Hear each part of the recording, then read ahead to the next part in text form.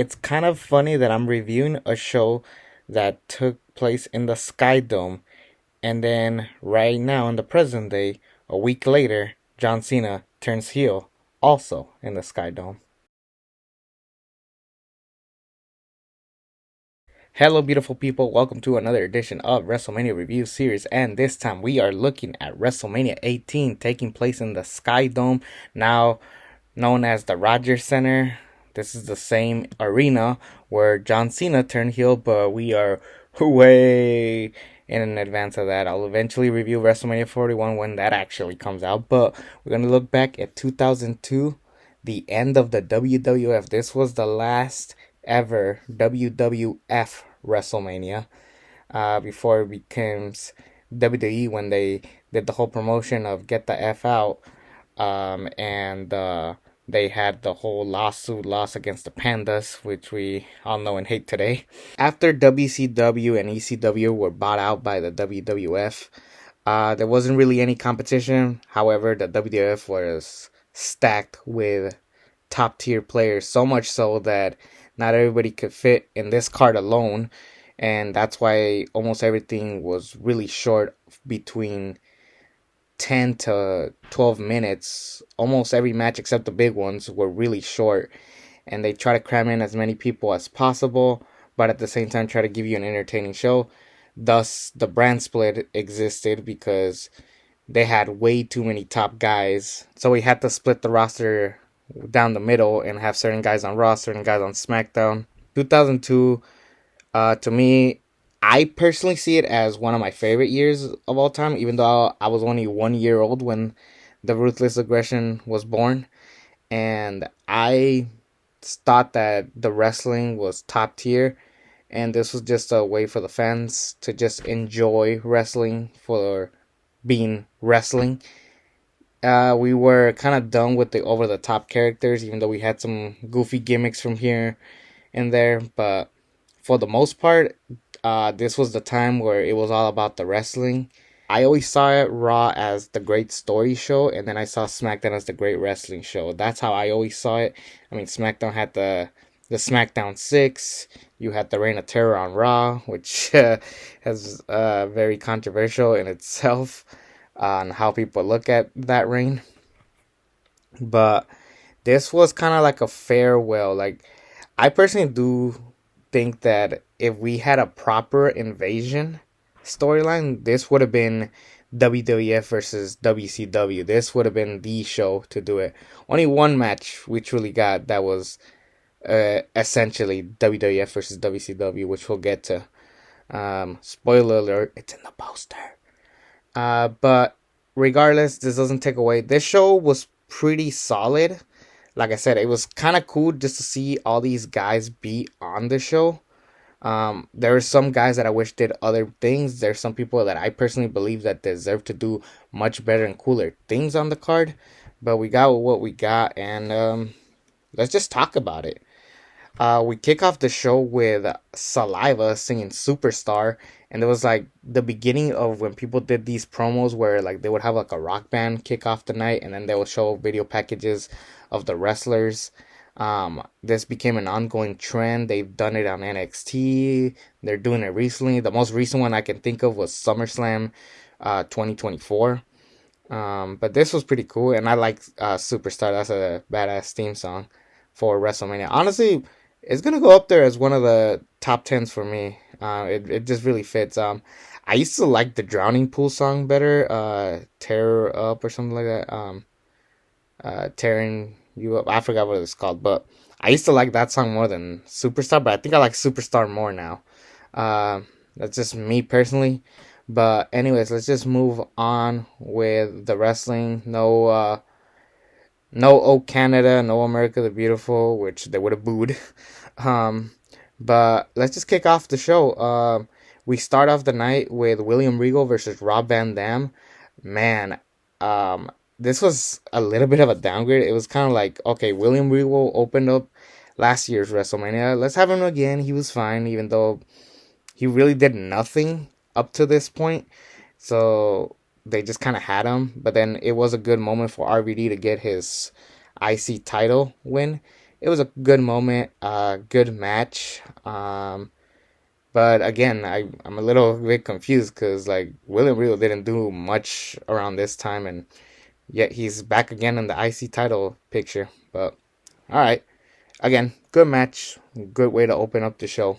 For the European Championship, we had Diamond Dallas Page versus Christian, and honestly, if you read those two names, you think this could be an okay match. Now, before I get to the match, there was this ongoing story that Christian wanted to leave his hometown of Canada as champion, and then uh, take the belt and then leave this country. Because when he comes out, he actually resigns to Florida. Um, and this was before we have the great Close Your Eyes theme song. We just have Christian, Christian, and then we have a generic theme following that. Um, this is Diamond Dallas Page without the Nirvana theme. And I was like, ooh, this is already a rocky start. Diamond Dallas Page in itself was very awful in 2001. So 2002 was not going to be any better. And sure enough, this match was not that good. I was pretty bored through it. At any point in this match, I never saw um, Christian winning. I thought that this was kind of a waste of time, and I don't know. It was just kind of, for me. It wasn't for me, and I do like DDP. I didn't grow up with DDP, but I'm aware of his work ethics and WCW, so I know some of his work. But I wasn't too high on this match. I'm sorry. That's just me personally. Then we get on to Maven versus Goldust, but this was kind of like silly. I'm like, what is Maven and Goldust doing in this show? They have a decent little hardcore match, but it is not the important part of this match because throughout the night, this belt gets defended throughout the whole night. So basically, in the middle of the match, Spike Dudley just walks in, takes the pinfall with a different referee, 1, 2, 3, and then he runs out of the Sky Dome. And just as he's running out of the Sky Dome, he's getting chased by all these other guys. Al Snow comes out with a golf cart and his own referee. He bumps into a bunch of boxes. As Spike gets away, the Hurricane comes, knocks him out, and takes the belt from him. Throughout the night, Hurricane's running away until Mighty Molly betrays him, steals the Hardcore Championship. Just as Mighty Molly is about to leave, the door slams in her face. Christian steals the belt, and Christian said he wanted to walk out of Toronto, Canada, in the Sky Dome as a champion. It didn't matter which one, which basically goes to show you that the DDP match was kind of pointless. Um, Anyways, I'm like, oh man, I don't want Christian to walk out as champion. He was a horrible heel. He was a genuine heel. Like, he's not the heel that we know and love today, but this was kind of like the precursor to that, if I'm being honest. Christian has developed so much more over the years. But anyways, he's walking out. He's in a taxi, and then Maven comes back, uh, rolls up Christian.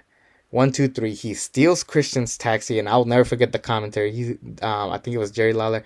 You never take a man's taxi like that. It was hilarious. So throughout the night, that was one of the most entertaining parts of the entire night. So really, that's the only thing that mattered about this. I forgot all about Maven and Goldust, even that I just brought it up. Kind of crazy, if you ask me. Okay, at some point, Drowning Pool does come out, and they sing their theme song. It was cool. One thing I will say throughout the night, I wasn't high on the arena that WrestleMania 18 looked like. The arena set, it was just so many pipes and stuff that it kind of takes you away from it, and you can't really see anything that's been going on. Let's move on to the next match, Kane versus Kurt Angle. This was a really good match. I really wish that both men were doing something else. It's kind of like they wanted them on the card, but they didn't know what to do with them. And then I'm reading on the pre-show, or I don't know if Heat was a thing yet, but Mr. Perfect, who just came back at the Rumble, had nothing to do on the main card, and now he's on the pre-show. This could have been the perfect time to do Kurt Angle versus Mr. Perfect. Both basically have the same chemistry. That would have been a really cool dream match to have, but then again, Kane is the much bigger star right now, so it was fitting that Kurt Angle and Kane had the match instead.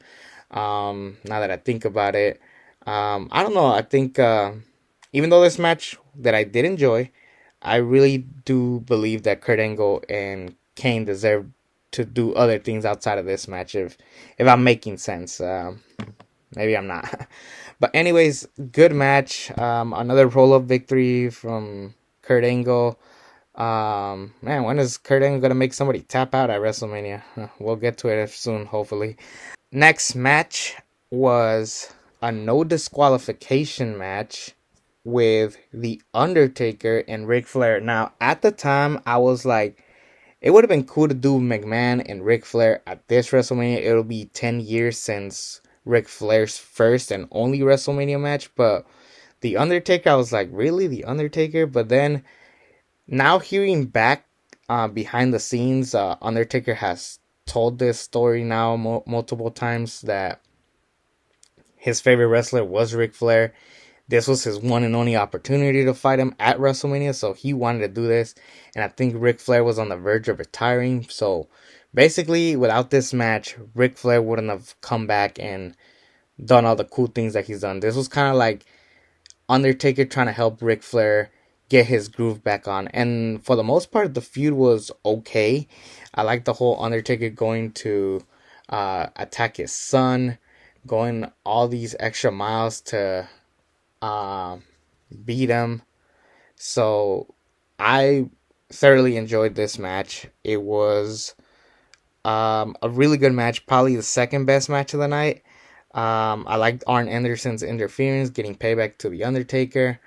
Um, there was a part where it was kind of botched, where like Undertaker throws Ric Flair, and like, he's supposed to do that like swerve dive, but then it didn't work out, so it was botched. So then they do it again, and then this time they do it correctly on the turnbuckle. You know which spot I'm talking about, where Ric Flair gets thrown to the turnbuckle, and then he rolls up, and then he falls outside of the ring. That was good. There was a lot of cool moments. This was a solid match. Again, American Badass Undertaker is not the best Undertaker, but he does have some good matches.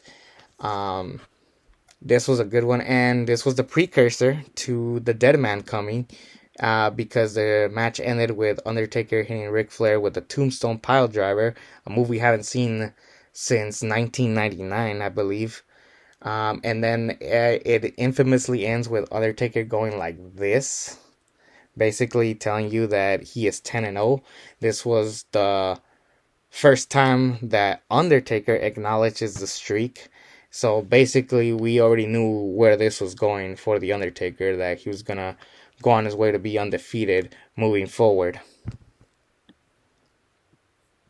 On to Jesus Christ. Booker T and Edge had a match, and it was a match to determine who would be on this shampoo commercial. There is this sign infamously where it says they're fighting over soap. Something I will say about this crowd, first of all, loud, phenomenal crowd, but it seemed like everybody had a sign for everything. There was a "You Suck" for Kurt Angle. There was a Hollywood Hulk Hogan. There was a N.W.O. Austin 316. It's like all of these fans came prepared with every single sign possible on the show. That is insane that they went that far. And it just shows you that they really need to come to Toronto more often. These crowds are phenomenal, and they clearly care about professional wrestling, because who goes that far to get that many signs? And I could have sworn some people were repeats as far as like signs go. So I got to give them props for that. This is a really good crowd. But anyways, I got off track. I forgot that I was talking about Edge and Booker T. Yes, Edge won. The wrestling itself was solid, but man, this story was so stupid. And they really wanted both men on the card. They just didn't know what to do with them, which is kind of sad. Then we move on to Stone Cold Steve Austin versus Scott Hall. The story going around is that the N.W.O costs Stone Cold a title shot. They basically want to take on the top guys. One of them, of course, being Stone Cold. Someone had to fight Hulk Hogan, and it wasn't Stone Cold. So what did we do with Stone Cold? We put him against the lesser member of the N.W.O, the top three. But I would have preferred if it was Stone Cold and somebody else versus the Outsiders, because this is basically what it was. It was a handicap match without it being a handicap match. This match was really boring. If I'm being honest, I will admit to it. I didn't like it. There was some cool spots that had nothing to do with the wrestling itself. There was a part where like the referee was knocked down. He gets Stone Cold gets the pinfall, and there's no referee. Whoever that referee is, he slid in, and then he was ready 1, 2. Then Kevin Nash knocks him out. Eventually, Stone Cold has to fight them by themselves, and I didn't like this because given the following outcome with the outsiders being mad at Hogan was so stupid, because it was like, you guys lost and you guys were together and you guys still couldn't manage to beat Stone Cold by yourself. So why y'all complaining? I personally wish they would have just had Stone Cold fight somebody else. They could have done Stone Cold and a mystery partner versus the outsiders. How cool would it have been if this is how Shawn Michaels comes back out of retirement? Just some thoughts thrown at you.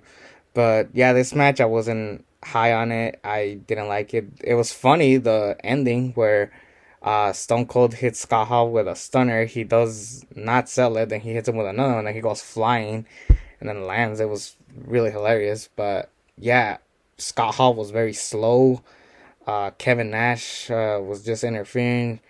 It was, I didn't like it. I really did not like this match. I'm sorry. Even with DDP and Christian, yes, that was a not for me, but at least it wasn't boring like this. Yeah, so I'm sorry, I didn't like it.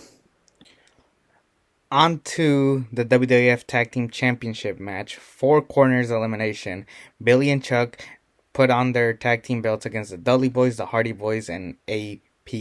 The only thing I liked about Billy and Chuck was their theme song, which was used on with other talents. Not only did Billy and Chuck use this theme, so did Rico and so did Santina Morella.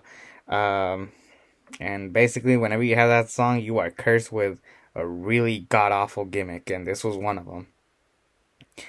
The wrestling itself wasn't bad. Luckily, you had two of the greatest tag teams in this match. APA was good, but they weren't really known for the wrestling. They were just known for playing poker. And then Billy and Chuck Palumbo and Billy Gunn are both individually solid talents, but this gimmick was just not working for me, and it wasn't working for the fans. Everybody knew they were just basically a parody of gay people, and it was like, not cool, dude. This would not fly by today. Anyways, as far as the match goes, it was fine. The Dudley Boys had a theme song by either Drowning Pool or Saliva. I forgot which band played for them. It was cool to have them there. The only memorable part, I'm being honest, was Stacy Keibler pulling up her ass and then getting spanked by Jeff Hardy. Jeff Hardy makes out with her and then pushes her to the side, which leads to a distraction with their elimination. And I thought that the wrestling, as far as the tag team match goes, was fine. Um, this was again one of those things where, like, I don't know, there was so much they could have done with the tag team title match. Maybe this is where you put the outsiders. It was whatever. It was just filler just to lead you to the next match, which we'll get to next because I'm ready to talk about it. Let's talk about it. Icon versus Icon. Hollywood Hulk Hogan versus The Rock. And the story was brilliantly put together. Hulk Hogan talks about why he left WCW. They booed him, and then he left the company high and dry. And without him, there wouldn't be a WWF. Then The Rock says otherwise. And then you talk about headlining WrestleManias. How about you headline one more with The Rock? And this is so funny because the promotion, the sponsors, everything, even now, people who have never watched WrestleMania 18, people who are casual fans think that this is the main event, and rightfully so, because this match was great. This wasn't your technical 5-star classic with two in-ring generals. This was just two top tier guys going their way into entertaining all of you. And they did a phenomenal job with that. Now, where they did the wrong thing was they made The Rock the babyface and Hulk Hogan the heel. But obviously, they had to work with what they got because this match, the crowd turned on The Rock and they started cheering Hulk Hogan because Hulk Hogan was their hero, their WWF hero, finally coming to WrestleMania for the first time since WrestleMania 9, that awful WrestleMania. This was the first time we ever see Hulk Hogan and he's facing The Rock. So this was well put together because The Rock was smart enough to start wrestling like a heel, and Hulk Hogan was smart enough to start wrestling like a babyface. And it's really cool to hear the knowledge of this match of how they managed to work around it. And you know, The Rock is the type that will like go his instinct, and then Hogan's the one that goes his instinct. So both men knew how to clash. There was a part where they used the Hogan belt and start smacking them around. Um, this was just really smart, and then like I said, the crowd really made this. If you watch this match on mute, it's not that good, but the crowd made it a possibility, and it was just a phenomenal match. um I like that we're getting callbacks to classic Hulk Hogan from the 80s, and only for The Rock to beat him.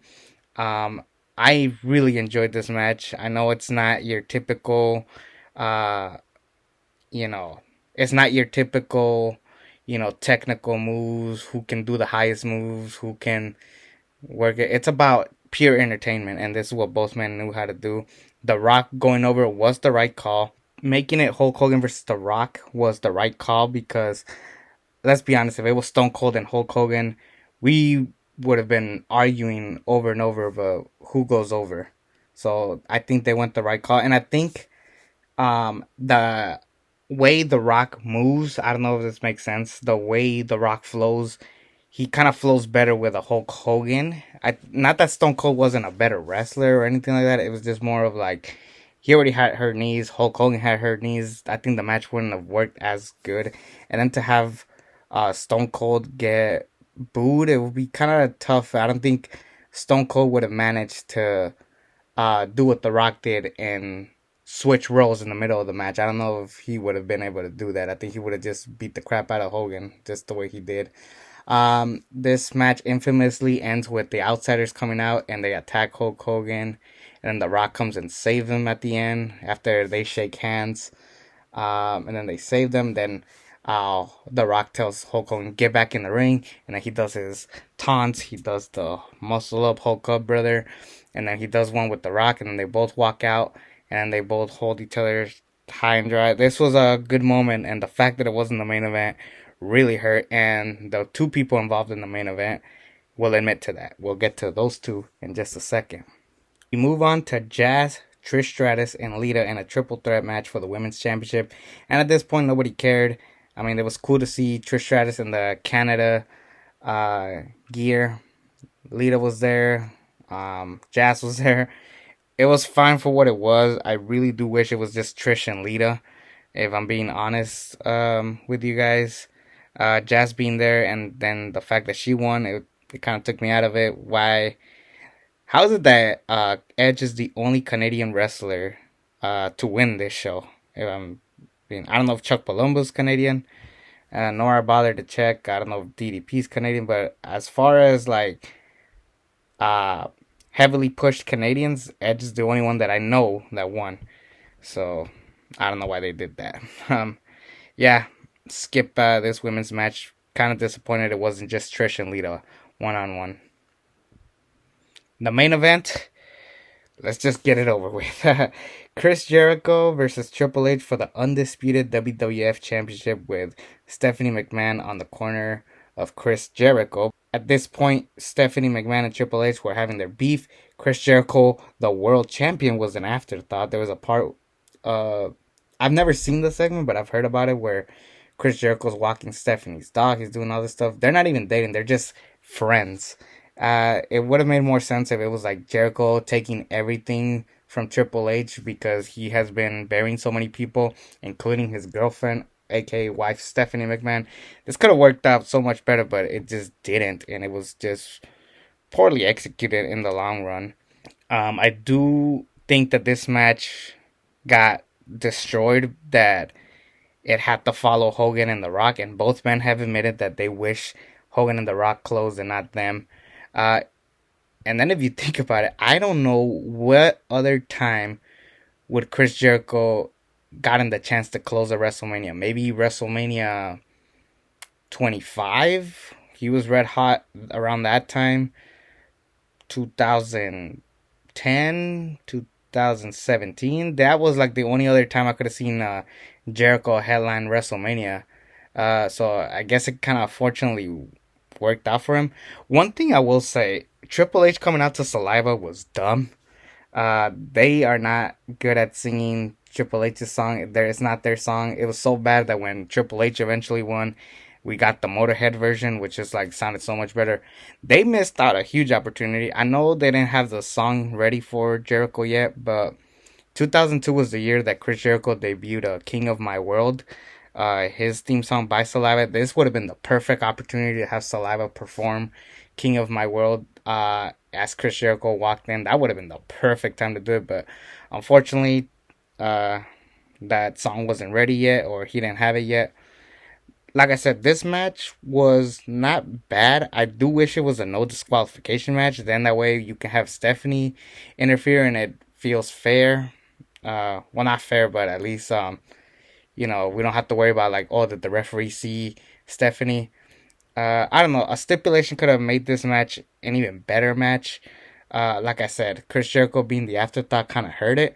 They should have really booked this like Live in Rio, where Jericho takes everything from Triple H. He's the one who injured him. They barely played that part off. Personally, I thought that this show, while entertaining as it was, some of these matches made no sense. Either I didn't know why they were fighting, or they had a stupid feud like shampoo commercials.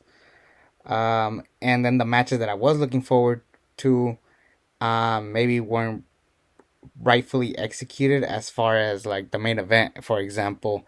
If that feud was built like a Rhea Liv feud, I think it would have worked out better. And then the wrong main event. How did you not have Hulk Hogan and The Rock close out the night? Um, for that, and I am sorry to say this, but the show gets a C plus. It's a good show, but it's not a great show. If I'm making any sense, I think if certain things were moved around better, maybe I would have given it up to the B level and maybe even an A. It is kind of sucks because 17 and 19 are two legendary shows. Imagine if this one fall in the category up there. Um, I really do wish that, you know, this show was better booked. And like I said, Triple H and Chris Jericho could have worked if the build up was better. Again, a lot of stuff I enjoyed. Really, the only thing I'm gonna remember is Rock and Hogan. Maybe I'll go back and watch Undertaker and Ric Flair, but not really. It was an okay match for me. Not even one of the best streak matches, but it was cool to see Ric Flair kind of get his groove back in the things.